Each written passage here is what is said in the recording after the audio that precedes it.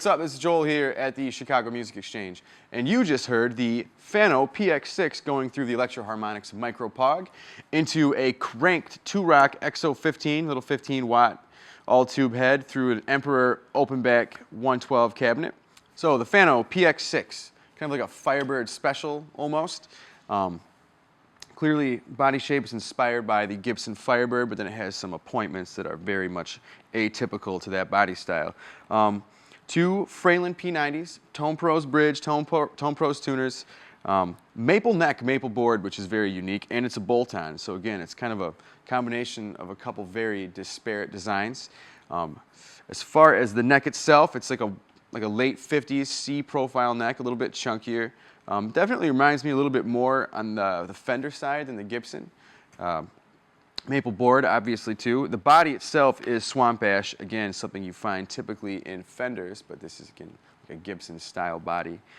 Three-way switch, volume, tone control, that's all pretty self-explanatory. As far as the sound, you can really do a lot with it because these P90s, the Fralin P90s, are awesome. You get a lot of growl out of the bridge, a lot of snap out of the neck, but you can kind of get, especially in the middle position, you can almost get some Jazzmaster type tones out of it. Great rock guitar, great rhythm guitar. The 6105 fret wire that they use on all the Fanos is pretty chunky. Some people, you know, I guess have opinions either way, whether they like it or they don't, but it's definitely bigger fret wire. It's great for doing rhythm stuff, great for really, you know, like chunky riff type stuff, but I can play lead on it and it feels good. Just overall, really solid, really unique guitar.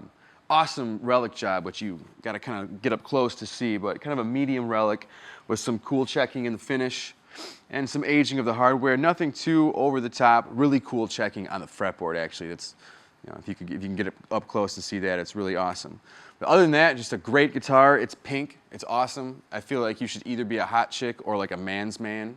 One of those two things only can play this guitar, or anybody that likes it, whatever you want.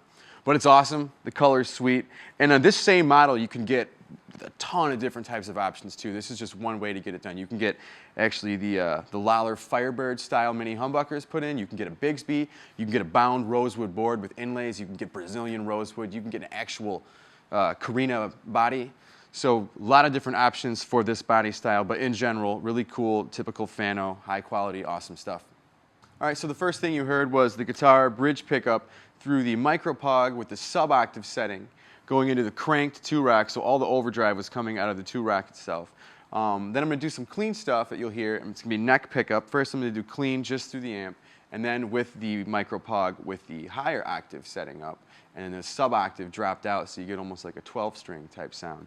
And then lastly, I have the Earthquaker Devices Dream Crusher, which is a killer, old school, like thick silicon type fuzz, kind of big muff style, which sounds really cool, especially with P90s.